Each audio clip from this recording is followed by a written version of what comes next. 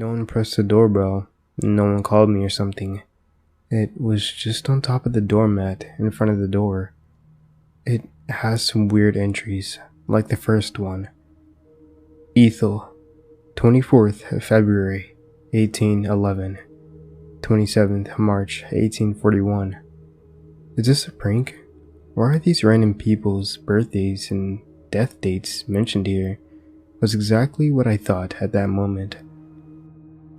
There was a picture stuck on the page just below it, and it showed a funny looking apparently rich mid-aged woman with a ginger cat on her lap, which I then realized was because of her dress, obviously, being from the 19th century. But the photo was still unnerving, though maybe it was hard to take photos back then, with the first one only taken 14 years ago. Which means you still had to stay still for hours so that the image could be formed. Obviously, very boring to stand still for so long. Further entries became as more weird as they could possibly be, making me feel absolutely nonplussed. Anna, 27th March 1841, 30th April 1871. Attached photo was of another woman, apparently in a party and dressed with a very voluptuous dress, with full sleeves. There seemed to be more people in the background, enjoying what looked like French cuisines. A ginger cat was sitting in front of its plate. And I say sitting, not eating, because it was staring dead into my eyes, obviously into the lens, but the photo looked as such. 30th April 1871, 3rd June 1901. Attached photo was of a smart young man playing tennis. Another ginger cat sitting next to the net pole was staring into the camera. I looked back into the last two photos. Same ginger cat, same face, same white whiskers, same dead look into the camera. Apparently, after 30 years? This unnerved me, but I still looked into the next entry. Grace, 3rd June 1901, 6th July 1931. Attached photo was of another woman and a wedding feast, posing for a group photo. I frantically searched around and was almost relieved for not finding the cat when I saw the cat. That same cat, same dead look into the camera. This was too much. Definitely a prank. Still, I read on. Robert, 6th July 1931, 9th August 1961. Attached photo was of a round-bellied man laughing heartedly with his wife, I think because she is with him in a picture. What I saw made my heart drop. The same ginger cat behind the man's leg. No, this was too much. Definitely a prank. I stopped reading. No, I dreaded what was coming next, and I couldn't bear to read it until the current time. I went out, bought some drinks, enjoyed a few nights out of the state, but on my way home, I saw it. The cat. On the middle of the road. I was angry. I got out of the car and kicked it. It meowed angrily and tenderly into the woods. I came back home. I read the next entry in the diary. No, this was way too much. I had to. I needed answers, so I read. Here's the next entry. Frank, 9th August, 1961, 12th September 1991. Attached photo, a man strongly built in the army, and according to his uniform it stars a newbie. Yes, the same, ginger cat. Ginger hair, white whiskers, staring into the camera. In his arms. Next entry, Mary, 12th September 1991, 15th October 2021. There was no photo attached here. No photo was needed because just then, my wife sent me a photo with a new cat she had just bought. ginger hairs, white whiskers, looking dead into the camera. My wife, Mary, celebrated her 30th birthday, the 12th of last month. No, this was too much. Way too much. What was the cat playing at? Leaving the diary outside my house? What if someone had read it and deducted what I was going to do on the 15th of October, my birthday? It's 7th of October today already. I can't take any risks, can I?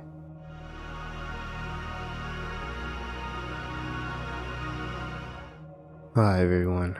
I'm really writing this out as a way to vent because I'm in a situation where I feel really stuck. Any advice is appreciated, but I'm not sure there's anything that can be said with actual help. I've tried just about everything. I'm going to start from the beginning. This is a story 2 years in the making, so I'll try to be as thorough as possible. In 2019, I graduated with my master's degree and moved into a relatively rural area for my PhD. Thinking we'd make an investment, my dad and I purchased a house. The intent was to rent it out once I completed my PhD. This house was only a block away from a dive bar where my dad was able to make some pretty good friends. He introduced me to everyone, and everyone let me know that I would be so happy in my new house because my next door neighbor was the absolute nicest guy you could ever meet. So we met the neighbor, and he did seem nice enough. He suggested that we exchange numbers just in case I ever needed anything, and I thought that was a good idea. What's the worst that could happen? A few days later, my dad left to go back to his home in another state, and I was left to my own devices. Literally the day he left, it started. My neighbor texted me while I was away and let me know he left a gift for me on my front porch. In this text exchange, he started using pet names like Sweetie and Cutie. I went home and he had left a hand-painted feeding dish for my cats in my mailbox. At this point, I wasn't that alarmed. He was just being nice, I thought. The next day, he sent me more texts with pet names, and I took the opportunity to make sure he knew I was not interested in anything romantic. He replied back with a rambling text about how all a person ever needs is friends, and he would like to be friends with me. After that, he would send me texts frequently. Everything from inviting me fishing to telling me he left more gifts on my porch. I would often not reply, or I would tell him I'm busy. I didn't want to be rude, but I also had no interest in any sort of relationship with him other than neighborly. One night, I got a text from the manager of a bar down the street letting me know that if my neighbor had knocked on my door, I shouldn't answer. She then told me that the neighbor had walked down to the bar with a hatchet and told the bartender that he was hearing voices that got louder as he got closer to the bar. He threatened to kill someone with a hatchet if the voices didn't stop. They called the police, and the police took the hatchet from him but made no arrest. The manager of the bar picked me up, and I spent the night at her house. She told me that the police said my neighbor was on meth. After that, I tried to keep my distance even more, but things got even weirder. One day, I went out to my car to find a dead squirrel on my driveway. This squirrel had very clearly been run over and moved to the right in front of my driver's side window. I just stepped over it, got in my car, and left. When I returned home, the squirrel was gone. Shortly after, I received a text from my neighbor that said, "Someone or something put a dead squirrel in your driveway. Don't worry, I moved it for you." I felt like this was a weird way to word this, and I suspect he's the one who put the squirrel in my driveway. Another time, I walked out in front of my house to see he had placed an unspent shotgun shell on the bricks of his front yard. He came out and told me that it was to serve as a warning for anyone walking between our houses. For the next couple of months, I did my best to avoid him. He would text me inviting me over, and I would come up with excuses or just ignore him completely. I wanted to remain cordial since he was my neighbor, but it was getting very annoying and I was uncomfortable. He would text me as soon as I got home, telling me that he was watching me come and go from my house. Around Halloween, he had handcrafted a large casket and wrote, "Here lies the last son of a crap who played mind games." November 2012. What the freak? All this time, still sending me texts. Eventually, I got fed up and I stopped responding completely. Less than 2 weeks after I stopped responding completely, he threw a 50-pound flower pot at my front door. You know, those big concrete platters? Yeah, one of those. I called the police, who advised me to get a stalking no contact order. A few days later, I was watching TV when a notification popped up that my neighbor was trying to cast a video to my screen. I declined it twice. I filed another report with the police. During this time, I started the process of getting a stalking no contact order. I saw 3 different victim advocates who all told me different things. I went out of town for a conference, and during that time, someone had attempted to break into my house. I had an ADT security system, so while they didn't succeed, I was aware of the attempt. After the conference, I came home to the entire world shutting down because of COVID. I was trapped in my house, 24/7, with my stalker neighbor next door. Luckily, court proceeds for protection orders didn't stop. Right before court, he sent me a text telling me he was sorry for what he had done. That he could tell when he saw me outside that he made me uncomfortable. Then he went on to tell me that he can tell my hair has gotten longer and I look beautiful. I went to court and provided all of the evidence I had. The timeline of everything that had ever happened. The text said he had been asking if I wanted a message. The text I sent him, telling him the way he was speaking to me was inappropriate. The text saying that he knew he had made me uncomfortable. I told the judge that I suspected he had attempted to break into my house while outside of town. The kicker is, he didn't deny any of it. Actually, he told the judge that he took full accountability for everything. He said he was in recovery and he was trying to turn over a new leaf. He didn't oppose the protection order at all. So in March 2020, I actually received a stalking no contact order. Everything was pretty quiet for a while. I mean, he did some weird crap, but that's because he's a weird guy. It wasn't anything that made me fear for my safety. That is, until he got on drugs again. This time, we found an unspent shotgun casing on my flower bed. It was consistent with the one he had previously used to send a warning. This occurred a couple of months after I started dating my boyfriend, and I suspect it was a warning to him. After this, and for a variety of reasons, my boyfriend moved in with me. He moved in pretty quickly, but everything turned out fine. We're still together and as happy in our relationship as we can be. New Year's 2021, I was awoken to yelling.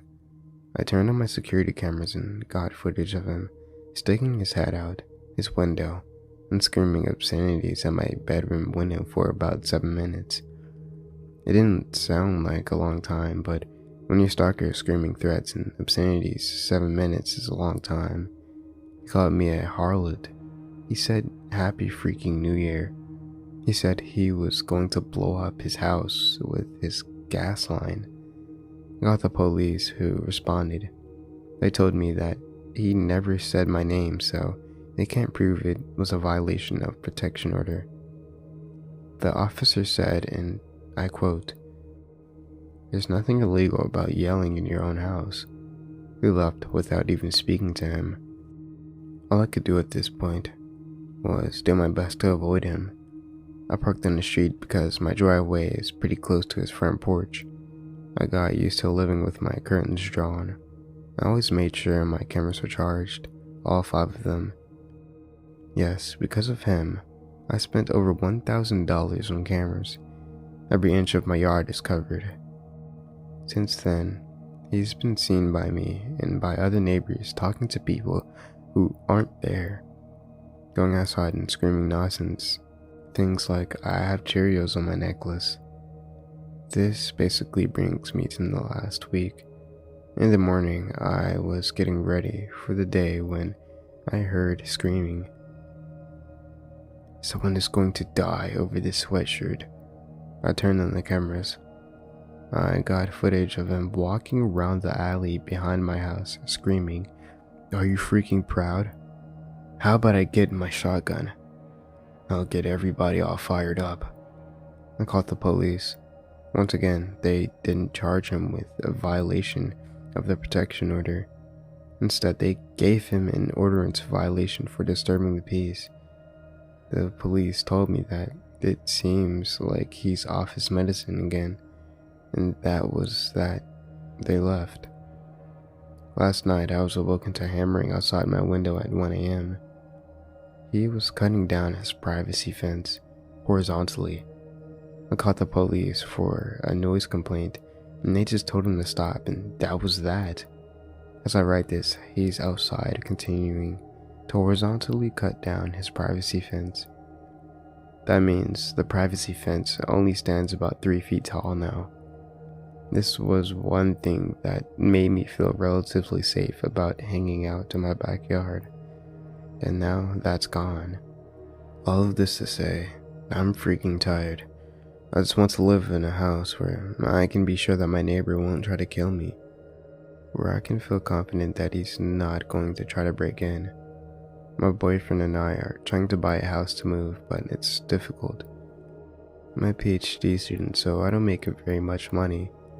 Renting won't work because I have 4 cats, plus my partner's cat and dog, although we have a place secured for them if necessary. And finding a place to rent with so many animals is difficult, if not impossible.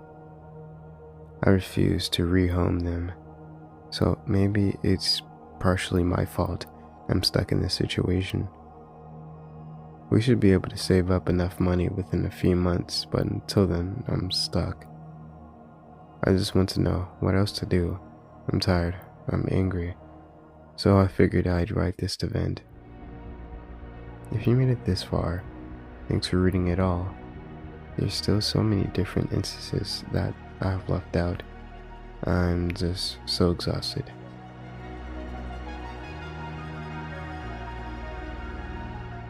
Thank you guys for watching this video. I hope you guys enjoyed these stories for today.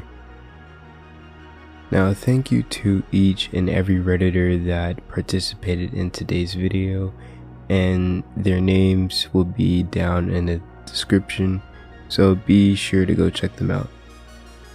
That all being said, I hope you guys enjoyed the video once more, and I'll see you guys in the next story. So don't forget to sit back, relax, and indulge in fear.